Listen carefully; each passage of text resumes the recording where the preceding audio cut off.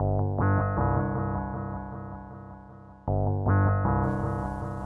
Dr. Vanessa Sinclair, and this is Rendering Unconscious. My guest today is S. Alfonso Williams, an independent researcher based in Cleveland, Ohio. He has been immersed in the world of psychoanalysis, philosophy, and theory for the past 5 years, following the path of autodidacticism. Some of his numerous research interests include polyvalence, the disjunction between ontology and epistemology, psychosis, dissociation and disavowal, everyday psychopathology, and the dimensional limits of normalcy. The irreducibility of heterogeneity and difference, identity, the limits of subjectivity, mass psychology, sexual difference, deadlocks and paradoxes of all sorts.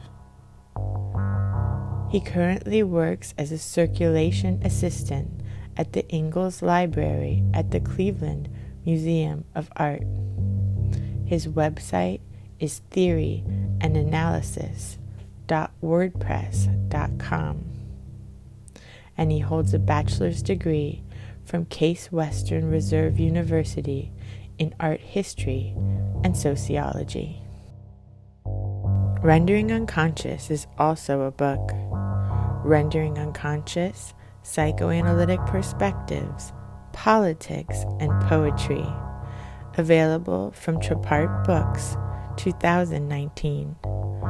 Please visit our publisher's website, www.trapart.net.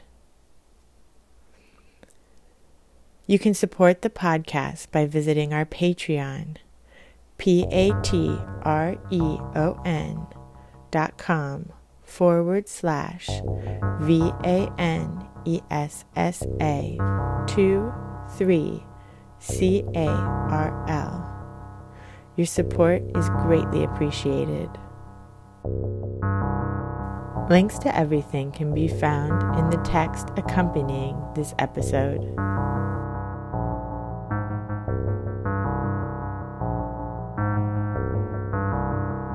Oh, yeah.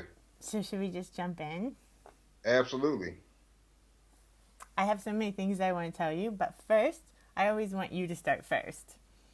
Gotcha. So okay. You can start with whatever you want. Okay. Well, I guess my name is S. Alfonso Williams. I live in Cleveland, based out of Cleveland. I work at a library. I am not a librarian. I do circulation, which basically means that I shuffle all the books around and handle all the transactions with the patrons and whatnot, and keep the stack areas in order and all that jazz. So that's why you always have so many amazing books. Yes. So actually, the library that I work at is an art research library. Wow. So it's not a public library. So we're a little bit different in that we are a closed stacks library, and also our books do not circulate outside of, well, the greater institution is a museum, so the Cleveland Museum of Art. So all of our books stay in-house. Our main constituents are like the curators and the other staff within the building. Now we are open to the public, so they can come in and do research. But usually if you come in, again, because our stacks are closed and basically me and other staff have to go page the books from the other part of the building where the stacks are, it's usually best for these individuals to come in with questions beforehand, so knowing what they want to research. That's amazing. What a resource. Yeah. It's very cool because we just passed 500,000 books, so 500,000 books, I want to say last summer. So, we have a crap ton of books, and incredible. And if you're looking, if you're looking for art materials to research, we probably have it. Now, I will also say that Cleveland, in terms of libraries, is pretty cool because our greater system. So you have like the Cleveland Public Library, the Cuyahoga County Public Library, and all these little satellite subsidiary library systems in combination with the universities that are around. So between all these different library systems, um, there's no there's no reason. Well, in addition to Ohio Link, which is basically a huge network of shared library resources. So between all this, you should be able to find any resource, any art related resource that you were looking for within the state of Ohio. And how did you get So into psychoanalysis? I got into psychoanalysis, I think, probably through Zizek. Um, just because 2014 was sort of like the crossover year. Um, like growing up, well, before I say that, should probably give like a brief history of like sort of my life. So starting like back from my grandparents, they came up from the South, Mississippi. They moved to Cleveland, I think, sometime in '54 and '55. Um, see, my grandfather did a bunch of odd jobs. My grandmother also did like housework and that sort of thing. Um, and then my grandfather ended up founding a church over here on the east side of Cleveland.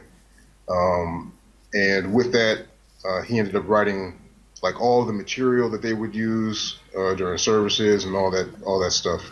So they ended up having three daughters and a son, and his son uh, Rayford. He just passed. He just passed sometime last year, actually, I believe. Um, he ended up taking over the church after he passed. So right now, the church is actually in the process of selling the building because it's just gotten too old and the repairs are too much. But my mom, also growing up in progress, also felt the call to ministry. Now, due to the constraints of the time, it wasn't really an acceptable thing. So um, she ended up getting there, but she sort of uh, had to work around some things. So she ended up going to Moody Bible Institute, which is where she met my father. Um, and then I think, see, after that, she ended up coming back to Cleveland. Actually ended up working at Case Western Reserve University, where I eventually went to for a little bit. Got her degree from Capital University, who had a campus downtown in Cleveland. She majored in psychology and religion, I believe. And then from there, like fast forwarding a bit, we ended up going out to Princeton, New Jersey, between '94 and '97, where she attended Princeton Theological Seminary, and then we ended up coming back to Cleveland for a little bit. And then during my sophomore and junior years in high school, we went out to St. Louis, and she was pastoring a church out there. Came back to Cleveland for my senior year, and then and then I ended up going to Case. So um, initially, when I went to Case, my intention was to do computer science because growing up, like the arts was my thing. Specifically, like fine art and music. um, but I soon learned that after taking the first engineering 131 class, that this was not going to work out too well. So I had to sort of do some switching like on the fly, and I ended up switching to art history and sociology because it felt a little bit more intuitive. But really, all the way through college, I didn't really feel like I had a strong pull uh, towards something concrete in terms of making the transition into like the real job world. So, um, so that was a bit of a struggle in itself.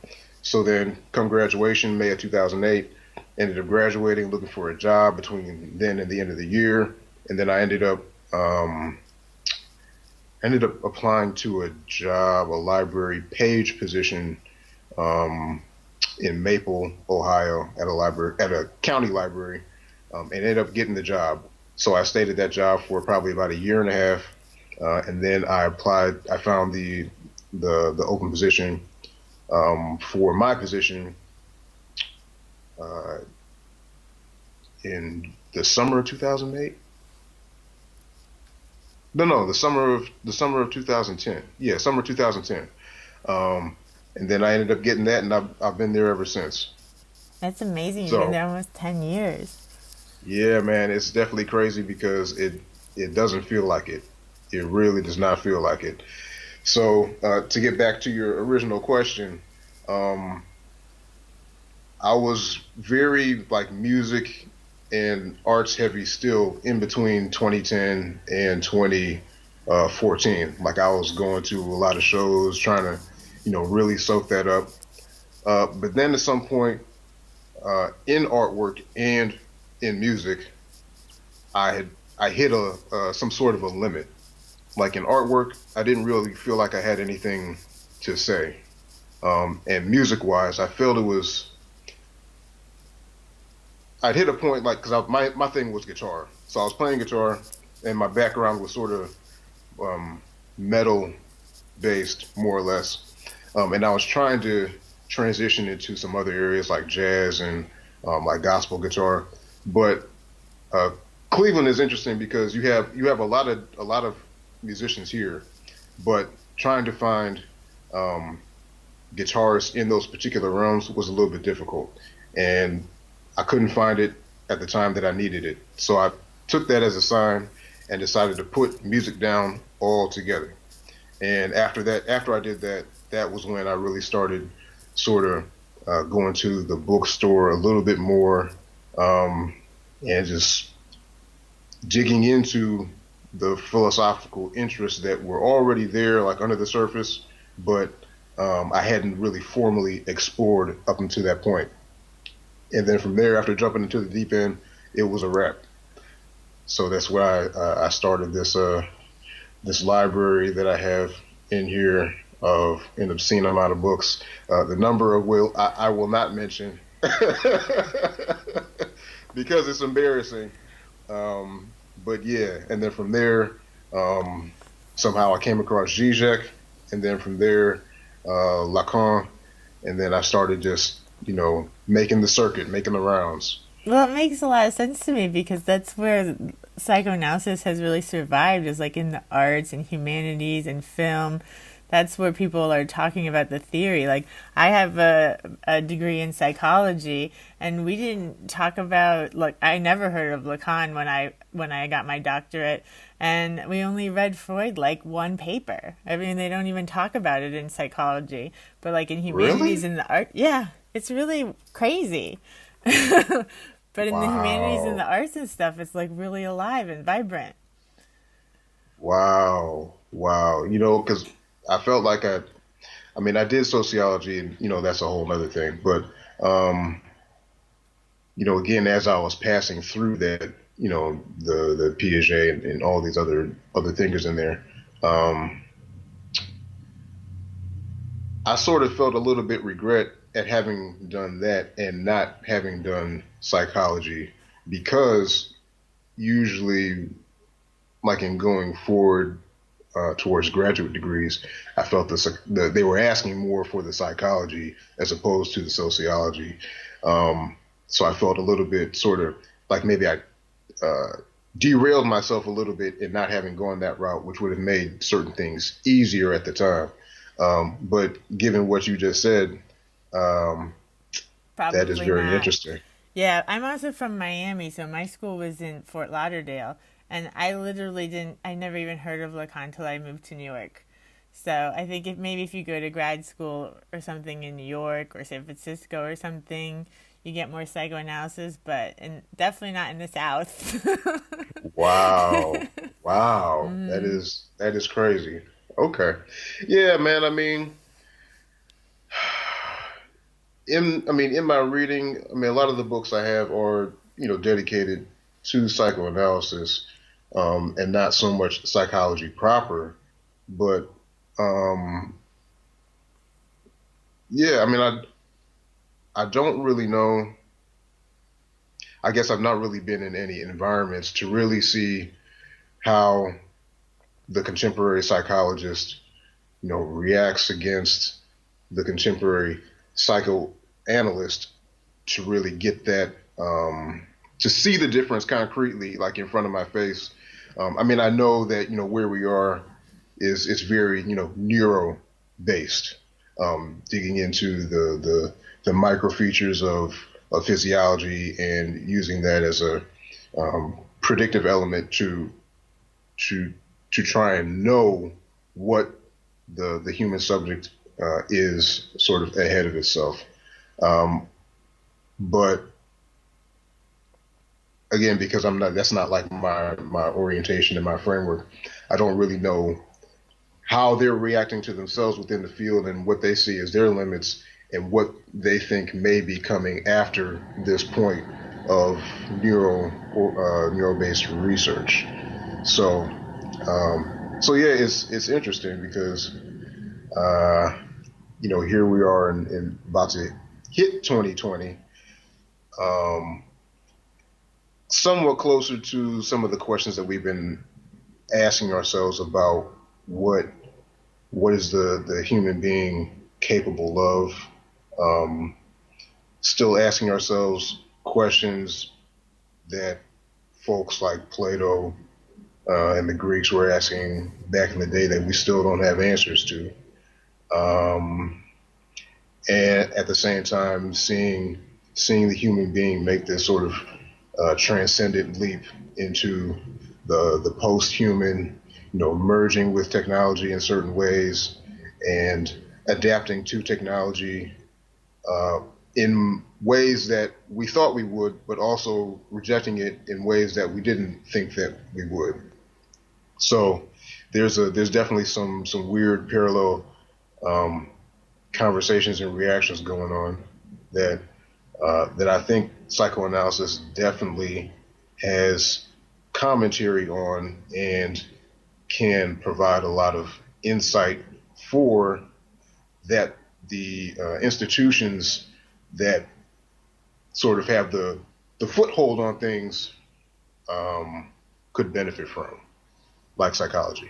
I totally agree. And you mentioned post-human, and I just have to tell you, this is one of the things I wanted to tell you. Gotcha. So I'm going to this conference tomorrow, and it's called the First International Queer Death Conference, like queering, mourning, and transition. It's Hmm. about death and the post-human and all of these wonderful things. And I'm starting my paper with a quote of yours. Oh man. Oh man, I'm too honored and too humbled. It is so That's good. Can I oh read? wow. Well, you'll know it, but I'm going to read it. But of course, this episode won't come on until after I get back because I have to get up at like 5 in the morning, like I said. But Oh anyway, yeah. I should probably interview the conference organizers after this conference too. But it's this: the dead present much more of a presence to me than the living. The graveyard of history always conjures up interesting people from which their knowledge can be absorbed and regurgitated in new ways. This is in contrast with the contemporary living, which always feels like a panopticon of the undead, those caught between life and death in a catatonic state of anxiety. The dead are much better, more proficient teachers than the living. Yeah. Yeah. I can tell you what that was a reaction to. That is that was a reaction to sort of, um, a lingering anxiety that has been with me for a while about what happens when a person digs so deep in a direction of knowledge that they become, um, a sort of in in their own bubble, still connected to main society, but main society doesn't have like an epistemology to relate back to them.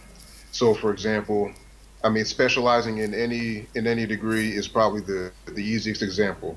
So, somebody who becomes a neurosurgeon, you spend all of this time, energy, money, investing to get this knowledge to create a career for yourself that you spend 8 to 12 hours a day doing.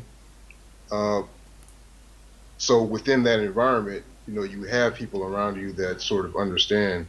But then when you leave that job, you go home to your family and to your friends. Nobody really knows what you're talking about. You walk on the street, nobody knows what you're talking about.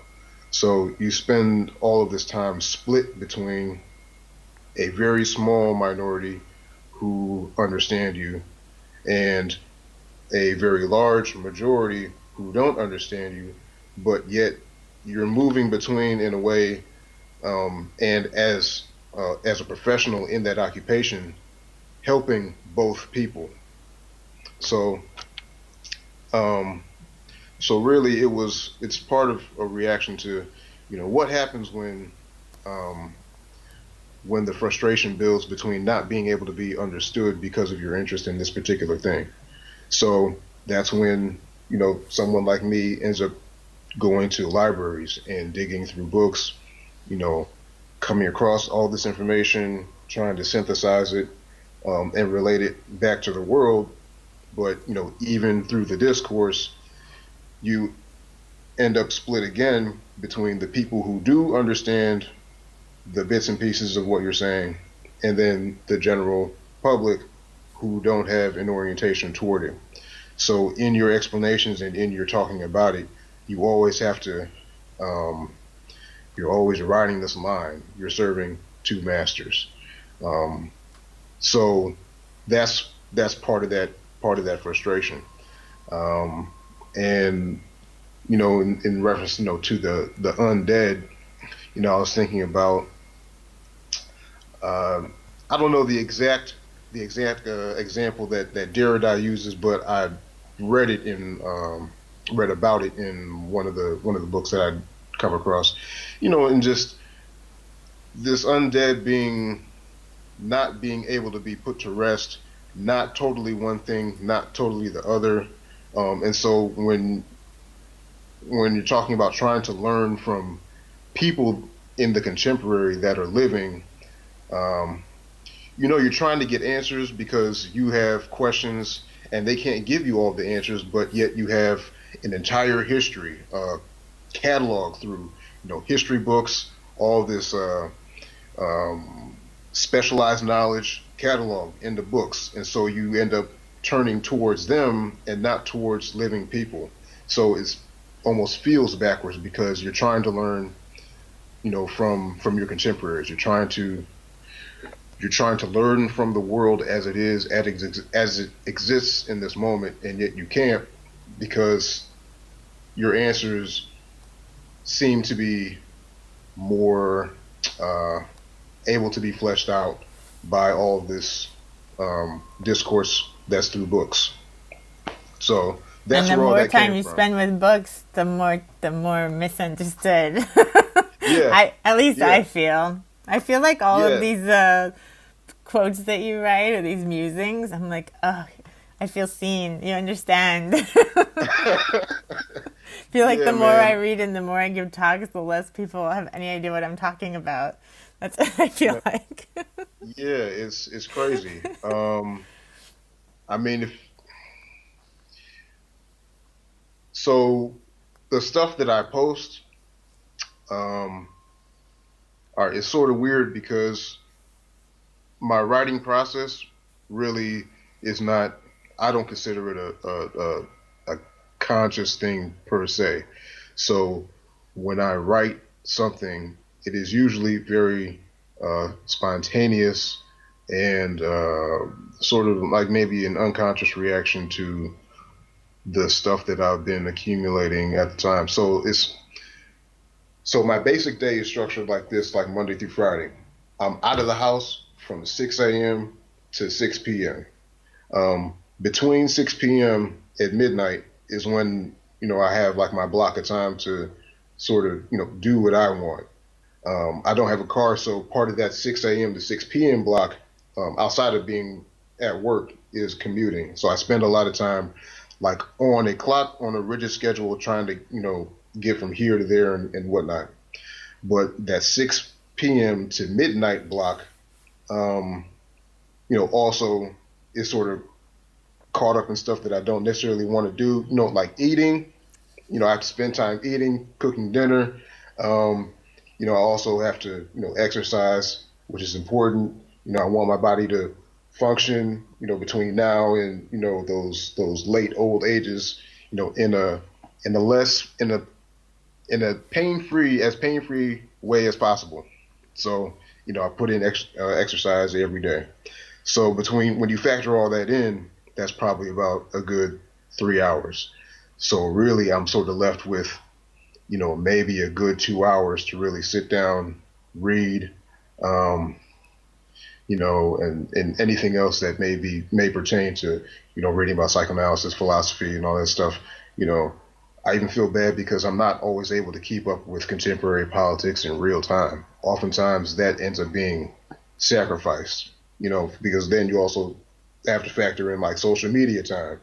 I know a lot of folks try and cut that out, but it's not always possible when the institutions that you follow are on these like Facebook and Twitter and whatnot, because that's their main source of disseminating information.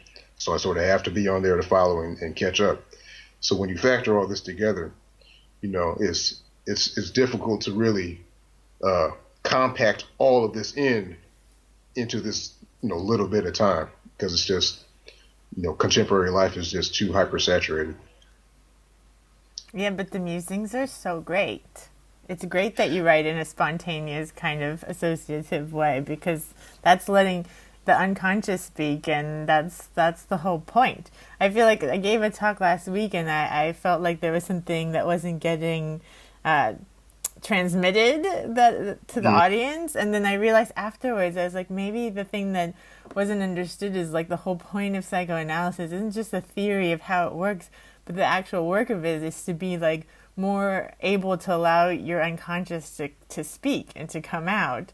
And that's the goal, and it's like we can think about all the different ways to make that happen, and the things that are in the unconscious, and what all that theory is about all of those things. But at the end of the day, it's really about the process of like being able to have that kind of creative unconscious flow, and to be able to just write. That's probably why they're all so like on the money. They're like, they all hit a chord.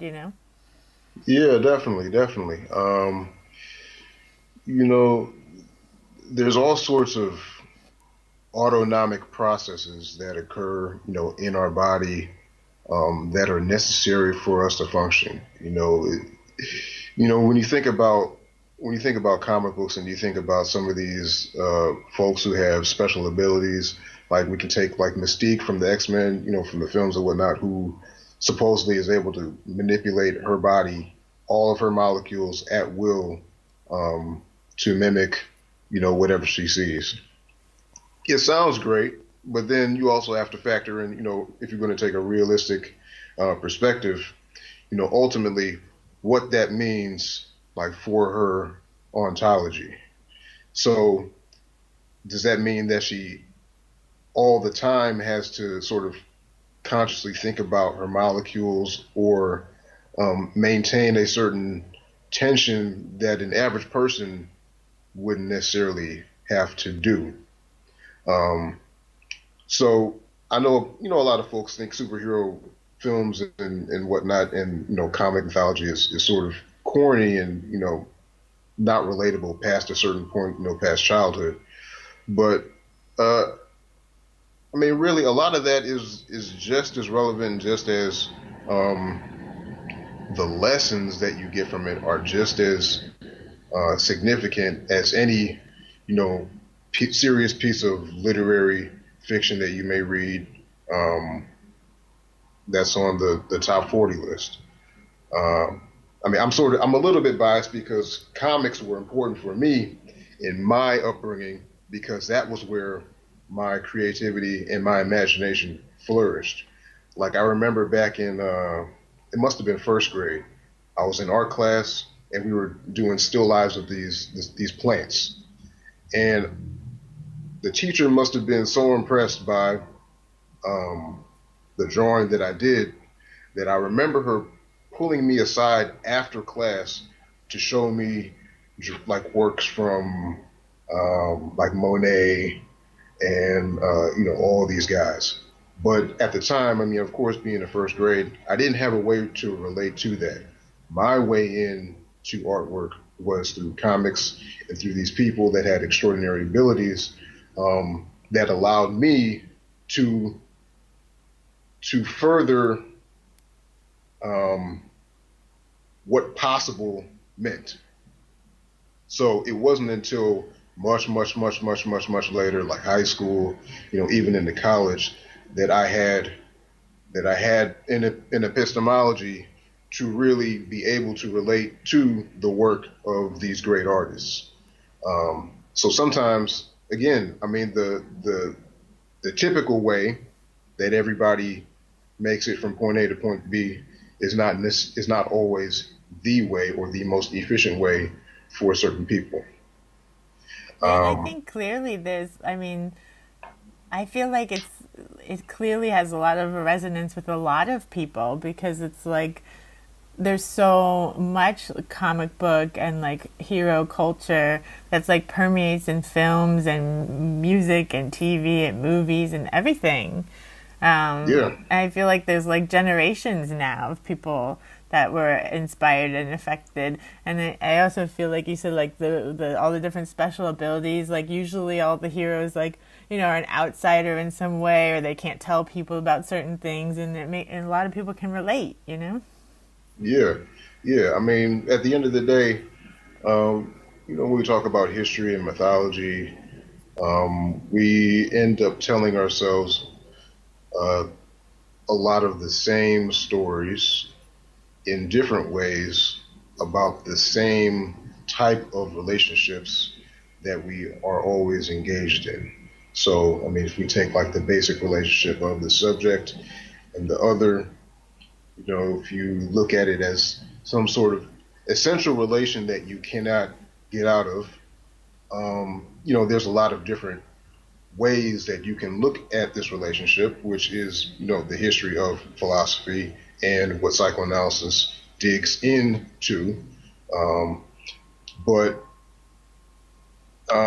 you know, because the state of the world is a heterogeneous place, that everything is different, that there is really, there's no genuine uh, formulation of sameness. That sameness is a subjective sort of covering an artificiality over the difference in order to make it comprehensible from a subjective position.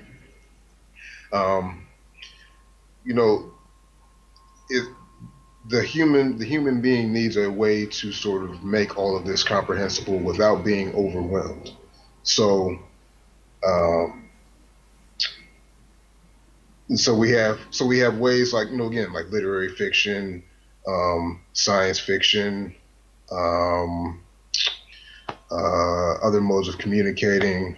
All these different ways of trying to relate to somebody, relate to something, to this thing that surface wise, aesthetically, we can only get so far. It's not really possible to get to the core of the thing. Not that the core is something concrete, but to sort of know it in its totality. So in order to compensate for this, we have to find other methodologies of of of achieving that as some sort of substitute. And I noticed that you're wearing my favorite shirt. Yes, yes, yes, yes, yes, yes. This I is am. genius. The greatest I am. trick Lacan ever pulled was convincing the world the big other did not exist. Yeah, man. I don't know how I thought about that. I was just, I think I just happened to be thinking about The Usual Suspects one day and how I hadn't watched it in a while.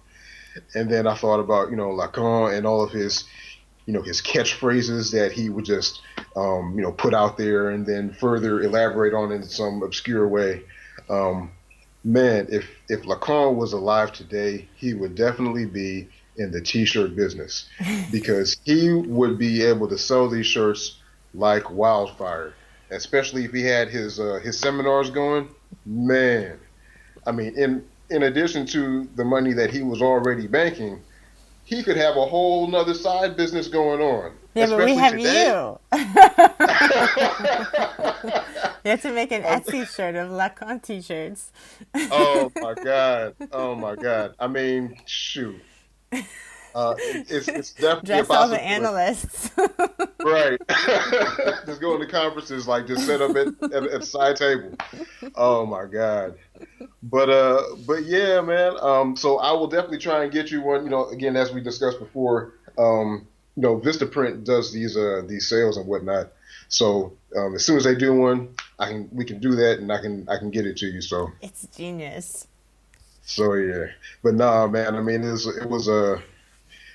was just like again one of those spontaneous moment things. I was like, man, that fits really well, and then decided to throw it onto a shirt one day. It's the unconscious. Genius. Um, Yeah. I want to make sure we talk about two. Well, which one first? You went to the Acree conference.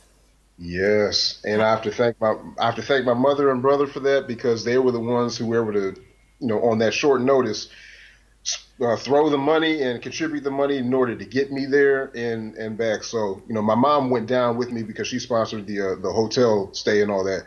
But yeah, definitely a shout out to my brother and my mom for making that happen. How Man, was that it? the conference was awesome. So just looking over here at all the books that I have on the floor by all these authors, and then being able to be in that room with a lot of those authors there. Um, that was definitely an immersive experience. Um, so between hearing some of these folks give papers and talks, hearing other individuals, um, psychoanalysts and graduate students speak on their respective topics. Um, And they're all Man, great people. Like, they're fun. Lacanian yes, analysts are fun. yes, yes, yes, yeah, man. It was very cool, and that I'd been to Pittsburgh before, attending shows downtown, but that was really my first encounter with Duquesne's campus, and really like sort of being over there in that element. Um, so that was also cool too. I mean, Pittsburgh, man, is really interesting because I like to compare Pittsburgh against Cleveland and downtown Columbus. So Pittsburgh is like somebody decided to go up into a mountain and then drop a city right into like right into like a cavern. And then you have Columbus, I mean then you have Cleveland, which is like right along the lake, but also shaped like a bicycle spoke. So you have all these main streets that sort of emerge out from the center downtown. And then you have Columbus, which is like very grid and structured like. So but no, Pittsburgh is very, very cool because everything is walkable in distance, very close. So if you want to have a very cool downtown experience with lots of stuff around that doesn't really take a lot of effort to traverse, downtown Pittsburgh is the place to be. Definitely. And let's see. So Isabel Millar was there, right? And Amanda Dieserholt Yes. and Yes. Patricia Geravici and Yes. Celeste Petrusa, Derek Hook, Callum Neal, Yes. Steve Van Hule. Yes, a number of those folks I definitely got to meet and speak to in person, and it was cool. So I was trying to keep my cool the whole time, really, and not appear like a fanboy. But all of them gave if not excellent talks, then very good commentary about psychoanalysis, about the research they were doing, um, and and it was just good to be in the moment and knowing what other people are doing with a field that other people think is not as valuable as others. So, um, if anything, that conference shows that there is a thriving psychoanalytic community, not just within Lacan, but with um, other researchers and other orientations that psychoanalysis can be applied to um, in a multitude of different ways. Yeah, I think that's So what's so great, and all those different people, like all their work is so different, but it's yeah, all using like a psychoanalytic lens. But like yes, exploring, like Isabel's exploring like artificial intelligence and like robots and that sort of thing.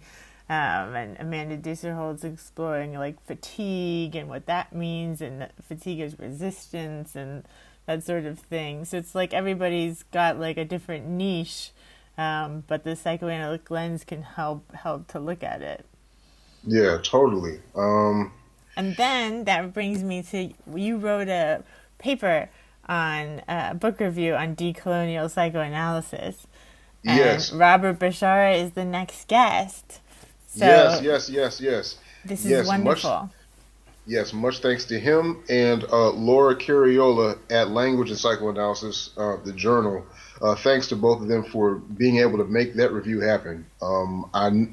Robert happened to post that he was looking for reviewers, um, and I had a conversation to him and brought it up sort of casually, and he said, "I mean, go for it."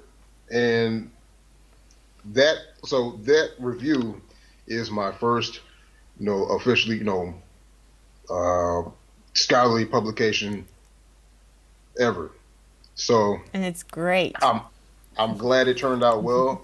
It was definitely an interesting process, and I'm glad to Robert and Laura for being able to make that possible.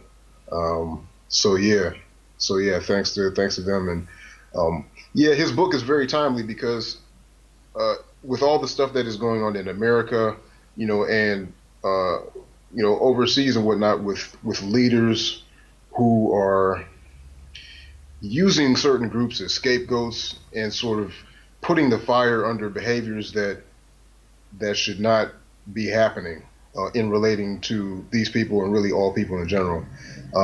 When what Robert does with that book is uses Lacanian discourse analysis and critical psychology to really look at the experiences of these individuals and uh, really dig out what's happening beyond the superficial surface. So he really digs into Islamophobia and the effects and the consequences of what happens when these discourses are allowed to sort of proliferate sort of wildly. And uh, I wish there was a way, sort of like without diluting the content of the book, that we could get it out into the mainstream in a comprehensive. I mean, the book is already comprehensible. His prose is excellent. His prose is phenomenal in terms of like making all this discourse explainable.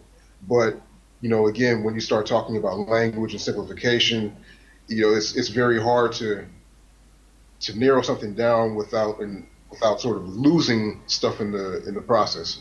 So I wish there was a way that we could get more people talking about it uh, in a way that would be easy for the very very lay person to understand without wanting to knock their head against the wall. But the book is excellent. I think everybody should read it, um, and he really did a good job with that. Yeah, and I love the way. So I only learned about this book when I interviewed Lara Sheehy, who's doing the Division 39 conference, and she was talking about decolonial psychoanalysis. And before that, I knew like Derek Hook's work and like post-colonial, and now I'm understanding the difference between post-colonial and decolonial, and I'm so into this. And I love the way, because a big argument in psychoanalysis, like when I was in training, is that like, oh, we can't be too political, and like they don't want to talk about politics. And a really great analyst that I respect named Jay Frankel was at a conference on psychoanalysis and politics that Lynette Oste did here in Stockholm in May. And we were talking about this issue, and he said that at least in New York, it was because like so many people had emigrated over to New York after the war, and like they didn't want, they went from like Nazi Germany to like America and like McCarthyism and the Red Scare and all of these things, and so they were trying to like stay out of it, which is completely understandable. But it's kind of turned into this thing where it's like I was taught in training, like, oh, you don't ever like talk about public figures or like try to diagnose them or try to like put psychoanalytic ideas of the individual mind onto the society.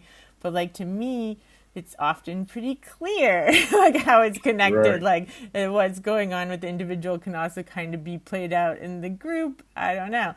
But it seems like this like newer generation of analysts is seeing how it's connected, and like Robert says right in the beginning, like the personal is political, and like he lays out in the beginning, like this is where I'm coming from, this is my background, and like you did even in the beginning of this episode, like before I start talking, let me kind of give you my family's history. And like when I talked to Lara, like she rooted the conversation in like the indigenous land that she was on. Like she began like that, like let's talk about where I'm coming from and this land that I'm on now. And that's exactly this paper that I'm giving this week at this Queer Death conference is about. Like we need to go back to like this like idea of like ancestry and roots and the traumas of previous generations, and not just our personal traumas, because it's all connected and it's all related. And until we start working through our history and the traumas of generations and of the land that we're on, like we're never gonna get anywhere. It's history and genealogy is very important, because I mean we wouldn't be here without it, and it informs our everyday. So in reference to what you mentioned about analysts being persuaded to not use their knowledge in reference to society and greater culture. From an institutional standpoint, I mean, I do understand, because institutions and their constituents have a very strange relationship.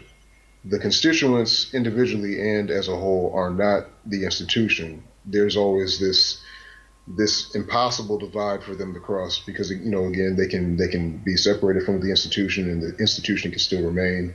So the institution as a level of sovereignty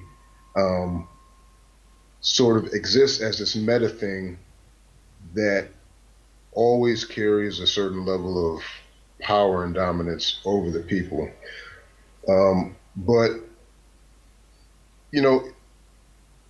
you can't talk about your environment or not talk about certain things without that discourse always coming back to you. So as an analyst, I mean, yes, you cannot have certain conversations with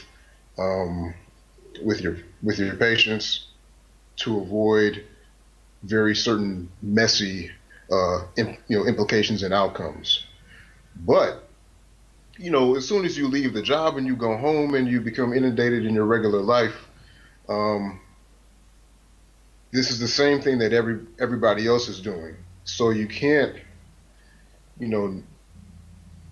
go back into your work environment and situation and professionalism with this lingering in the background, knowing that in a certain way it is still informing the conversations and the discourses that you're having throughout the rest of your workday.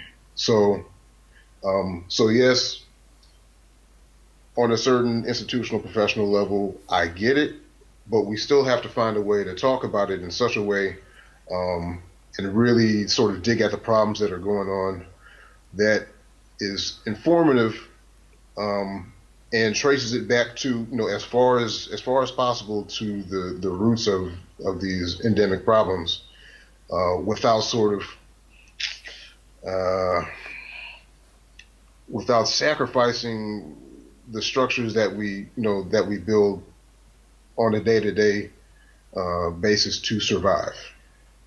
So it's a weird balance that we sort of construct for ourselves as human beings, um, that we can't sort of get out of. It's a feedback loop that we feed, but at the same time try to get away from, but we can't. So, but it is definitely a problem. It's definitely a problem. So I don't know a good way to get around that. We just sort of we have to we have to do it, and we have to own it, and we have to um, acknowledge ourselves, in the process.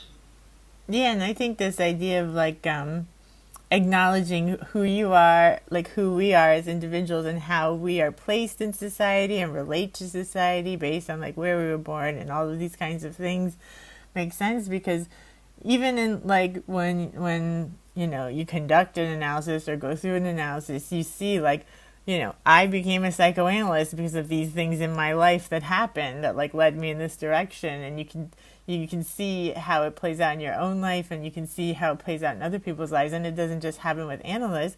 With any career you have or any interest you have, there's a reason kind of for all of it. So I think like learning to like self-reflect and locate yourself in that way to see how you are influenced and how you are influencing and what your kind of motives are, because there are motives and motivations, is a good place to start, I guess.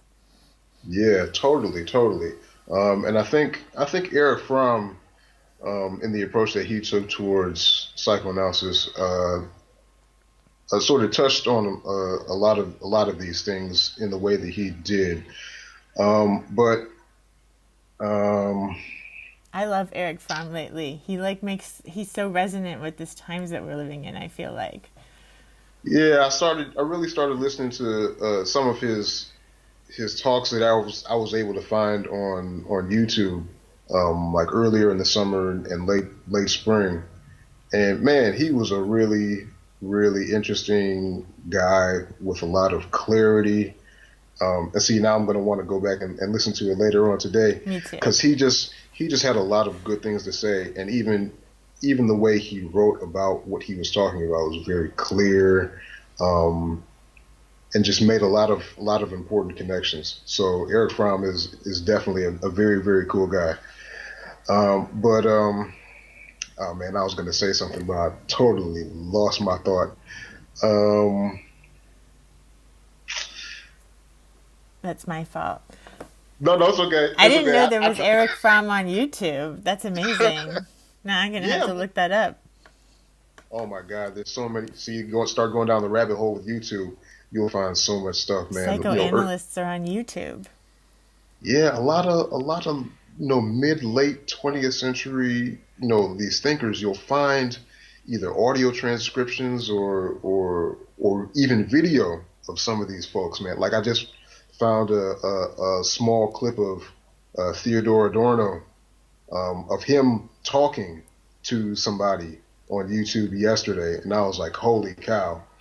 Um, Now um, there's a lot more Marcuse talks of him, giving conversations, but not so much Adorno. So, but again, I mean, these are the types of things that you can find. Thank God for YouTube and whatnot, for people digging up all this archival stuff, putting it into a public domain, for redissemination and reabsorption back into our society so that we can, reflect on these things and reconsider how we can analyze our perspectives um, in relation to them, so that we can come up with new formulations of how to relate to society and whatnot. So there's so much stuff on YouTube, man. It's terrible. I never even thought of looking up psychoanalysts on YouTube. This is going to be a whole new thing. I've just been listening to like other podcasts, like new books in psychoanalysis and things like that. But now I have to go to YouTube. It's See, amazing. It's such an opportunity, this moment, with like we have so much information and everyone in the world is so much more connected than at any time ever. yes. Now, see the podcast thing. I mean, I know there's a lot out there, but I haven't really dug as deep into that world as I could, and so I know that's a whole nother rabbit hole that is just waiting for me to get sucked in. But as you just mentioned, yes, there's a lot of content out there. So again, in referencing back to my work day and trying to consider how to factor all this content, all this material to be absorbed within a small amount of time, it becomes sort of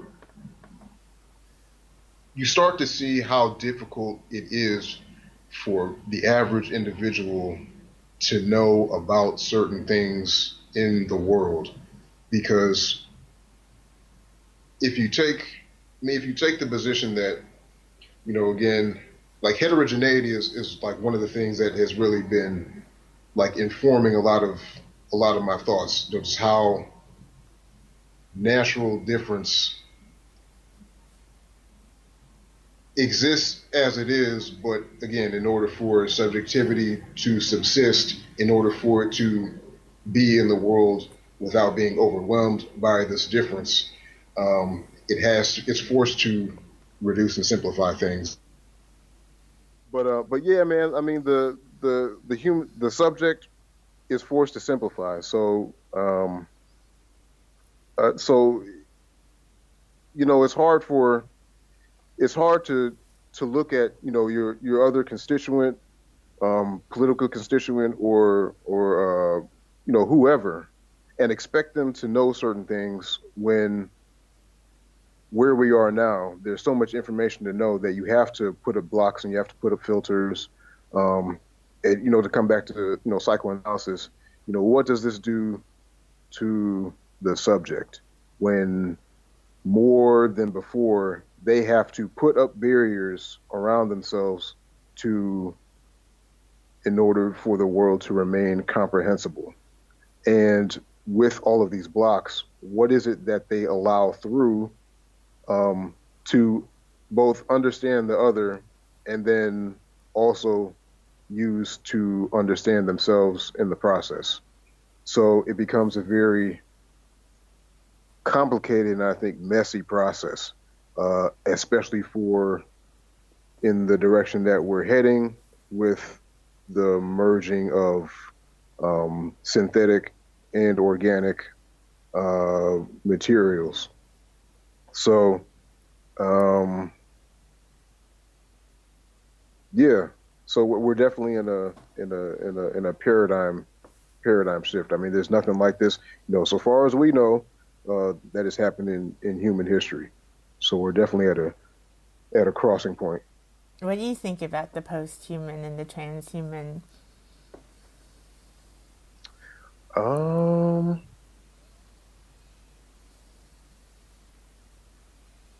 Usually, I mean, my basic perspective is that I like the new. So when it, in terms of like the arts and just, books and literature and everything in general, I like to see what's coming because that's what feeds me in my creativity and my responsiveness to just existing at all. I like to see what other people are doing, what's happening, the reactionary stuff, the stuff that, is not changing so much, and how all of these things relate to one another. So in terms of like, moving into maybe a Ghost in the Shell type type of environment. Um, I think for me, it's less about the physical transition, and more so what it means for my mind to be my own. So one of the one of the thoughts that I had recently was about the sort of the ontological difference between duplication and replication. So as I formulated it to myself, a replication is basically like a your basic um, factory process. This You have this machine that pumps out these things, these objects that look the same. Now they're not ontologically the same because they can all be weathered and affected differently. This is in contrast to duplication, to where you're you're saying that there is something similar in every single way to an object as it is in the world. And so my logical thought from that was, if there was a duplication of something, me as an observer, I wouldn't necessarily be able to know that the duplication was there because they're the same in being. So they're really one. Um, so really that this object that I'm looking at could have, hundreds, millions, billions of duplications within itself, and I would never know. So um, um, already that quickly I lost where my point was going. Um, what did you ask me before that? Well, I've been thinking about this too, about the post-human and the transhuman. Oh yeah, the post-human transhuman.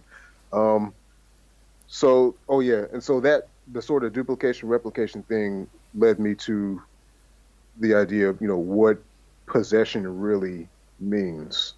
So when we look at movies, and we hear accounts of spiritual possession, um, so relating it back to the way that I had formulated duplication and replication, that tells me that something, an object, a spirit, that is of completely different form is able to inhabit something of a totally different form and still be undetectable, at an ontological level. Um, so when you start going into like philosophy of mind and considering circuits and what duplication and replication and things like redundancy, looks like at that level,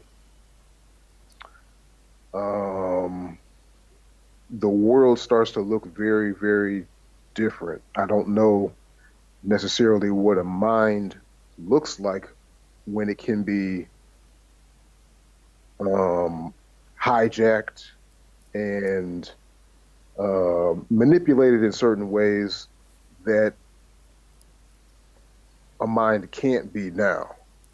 So boundaries of separateness, togetherness, um, relational ties like love, what does that look like? Um, and all of these things. So those are the things that sort of wear at me when I think about post-human and transhuman um, society. Uh, I don't really qualify it necessarily as good or bad, because again, uh, I can't really say because it's not the here and now. But I will say that it is definitely interesting. It will pose um, interesting challenges to things like aesthetics, law, um, relationships, sovereignty, all of these things. What will happen to the physical world as we know it when people are existing at a meta level that doesn't really necessarily need that tied to the real world in the way that we do now. Yeah, and it's So already happening in a way with like this whole big data thing, and like how all these guys who collect data and harvest data and analyze it say that like, oh, we know you better than you know yourselves. We know what you're gonna like. We know what you're gonna do. We know where you're gonna be.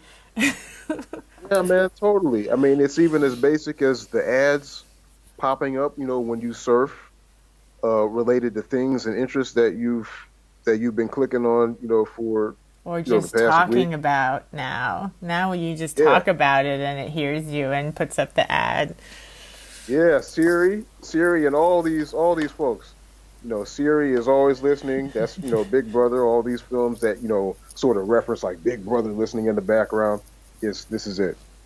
This is it in the here and now. So and it's only going to become more efficient, as we move forward. So, but I think Zizek also sort of references what, in some of his talks, um, how Big Brother in this way sort of also has to deal with the implications of having too much data. So it's not that they know you super well, because of your specific interests, is that it's formulating an idea of what it thinks you are, and using that as an overlay to you. So you become this thing that you're really not, but you have to wear it in relation to this sovereignty. So now, it doesn't really matter whether you are yourself or not. You just become something, and you have to deal with the repercussions of that. So, um, so yeah, that's a pretty extreme thought. That's That's a good. pretty extreme. Yeah. Is there anything else you want to talk about, or should we stop there? Should we leave everyone like that? Um, Man, we could go all day. Ominous. We could definitely go all day. But it's really true. Um, yeah. That was a great way of putting it, of explaining it. Doesn't matter. It thinks it knows you better than you know yourself, and it has an idea of what you are.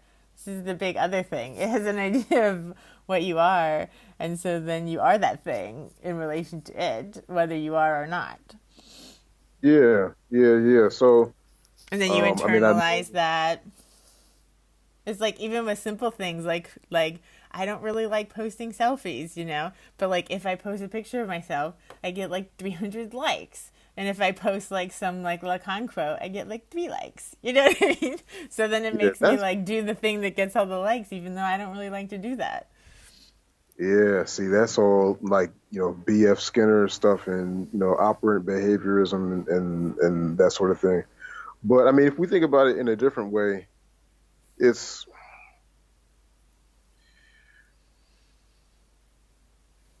what is it that orients the individual toward in a simple image, as opposed to knowledge that would edify them or allow them to see the world in a different way that they wouldn't have before. And it's a deep question, because it's something that we encounter every day. And when we talk about like aesthetics and valuative judgments, so we're really essentially talking about perception. Uh, we use aesthetics to inform ourselves about the world. We rely on perception, specifically visual perception, and we have to make judgments about this, about things in the world that may or may not be true in relation to the thing in itself. And by consequence, because of the way we are ontologically constructed, we have to accept these things and move forward as if they were a truth. Otherwise, again, we would be reduced, and incapacitated by all of the difference that we would recognize in the world. So we have to make these judgments for our own survival. And so because of that, because everybody is different in body and in mind, it creates this sort of meta phenomena that we know as society and all of the challenges and problems and complications that come with it, as a sort of insoluble mix of stuff. You know, it's not something that you can get rid of. You just sort of have to navigate through it, and sort of whatever consequentially happens in the process is just something that happens.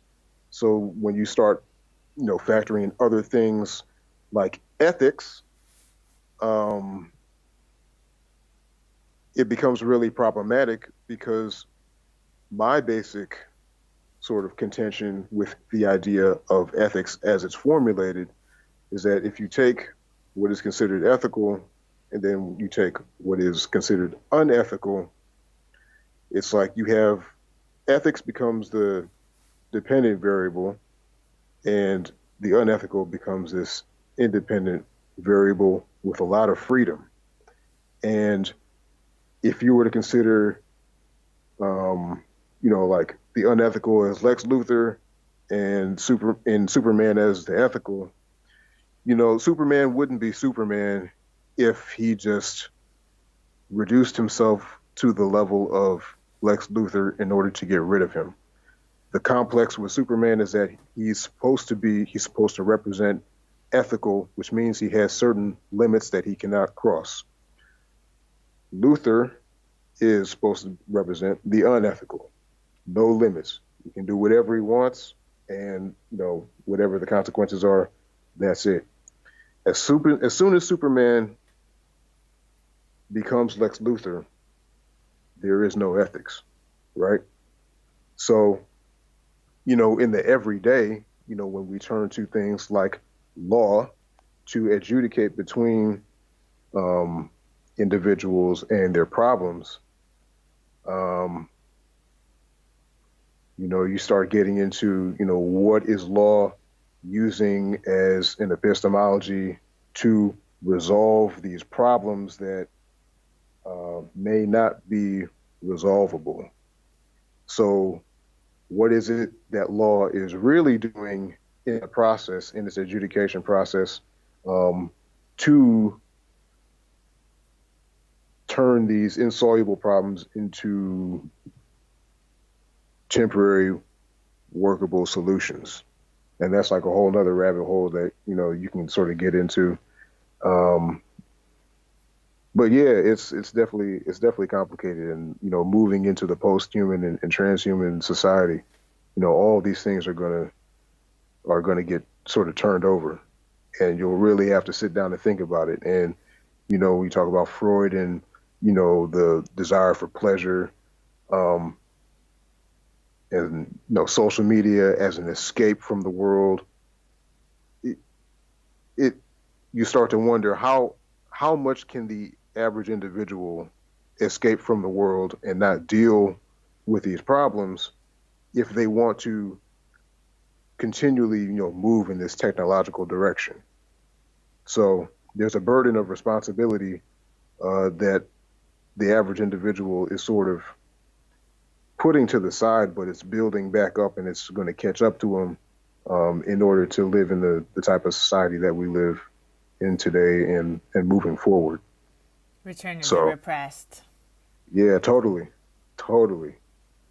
Yeah, man, it gets very deep very, very quickly. That's where we should stop. Gotcha. Return of the repressed. Yes.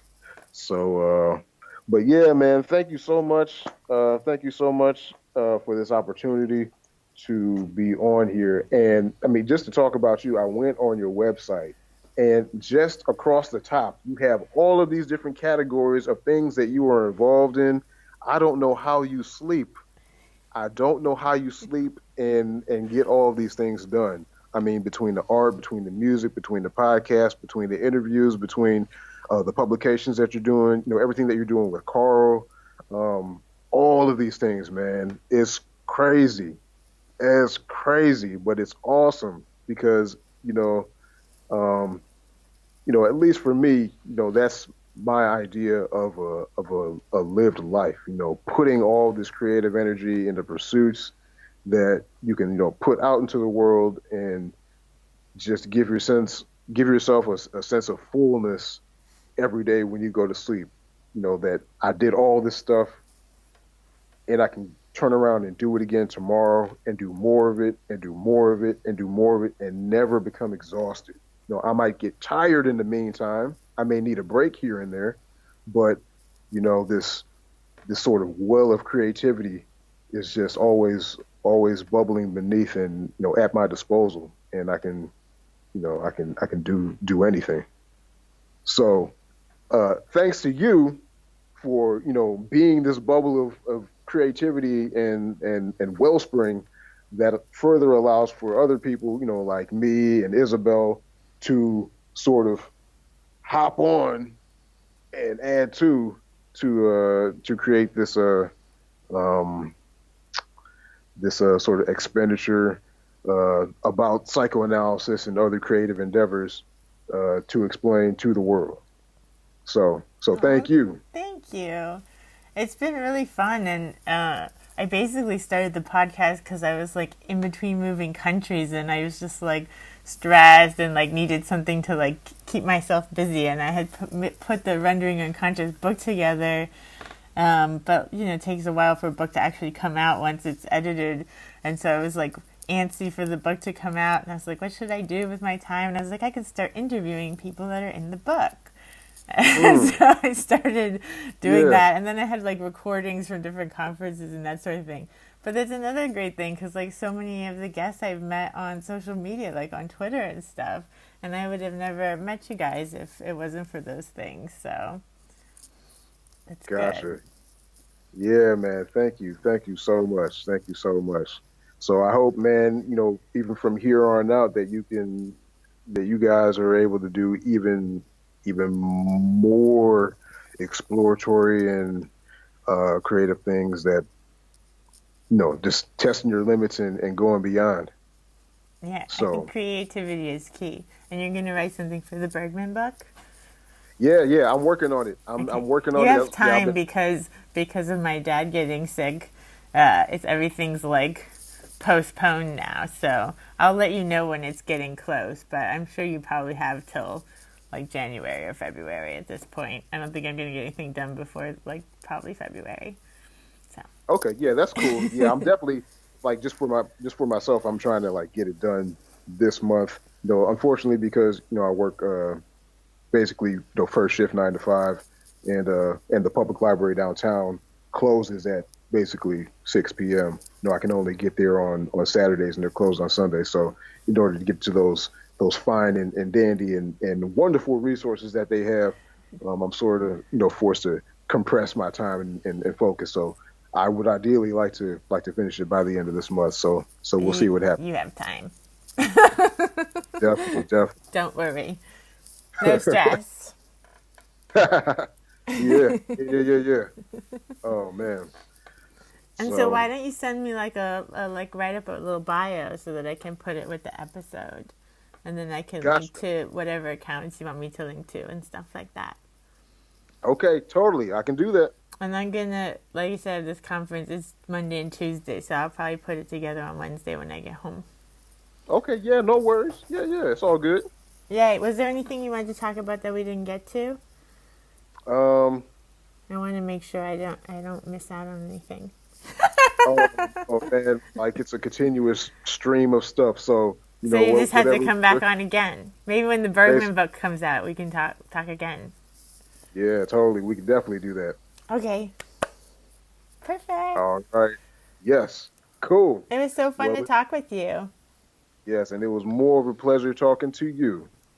So thank you so much, and I will talk to you soon. Okay. All right. Bye-bye. Bye.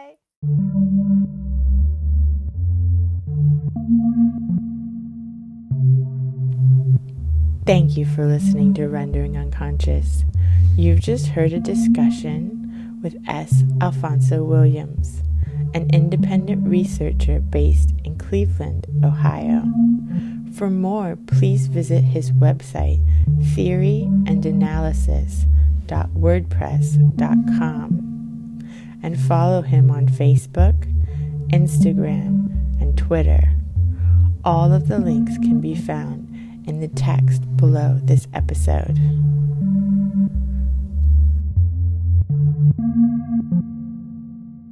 Rendering Unconscious is also a book. Rendering Unconscious, Psychoanalytic Perspectives, Politics, and Poetry. Available from Trapart Books, 2019. Please visit our publisher's website, www.trapart.net. You can support the podcast by visiting our Patreon, patreon.com/VANESSA23CARL. Your support is greatly appreciated.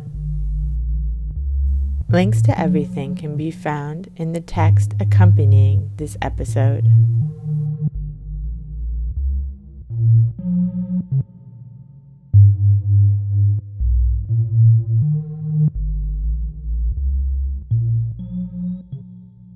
Can I record this? Honesty is the key to this, to everything. You can't be creative in any field whatsoever if you're not honest with yourself. A long time ago, I formulated myself basically for myself only, like a declaration in hubris, and soon they would tip the scale, and both.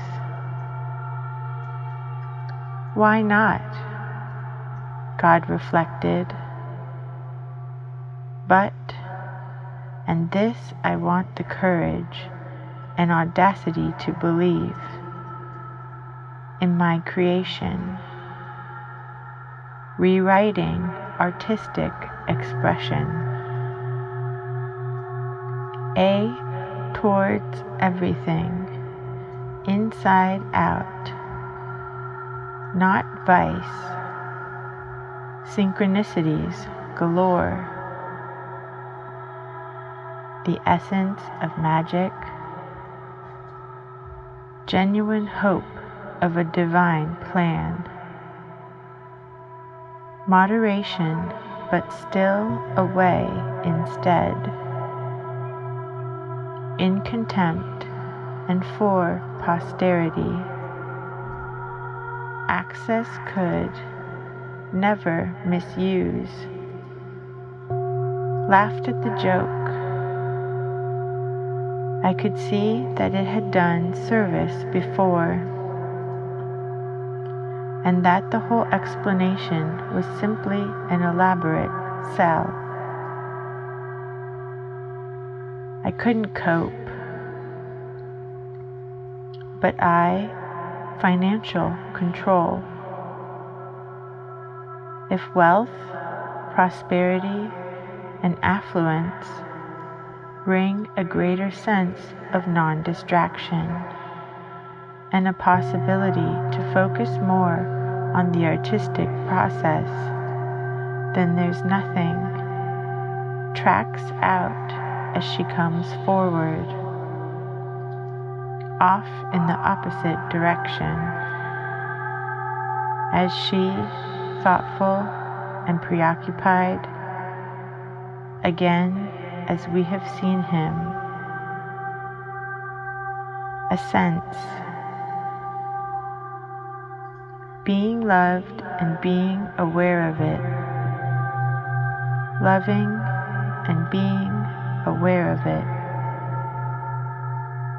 being aware in general and loving it. Response and success on all creative fronts. Intelligent feedback and selective dialogue. Telling you the zone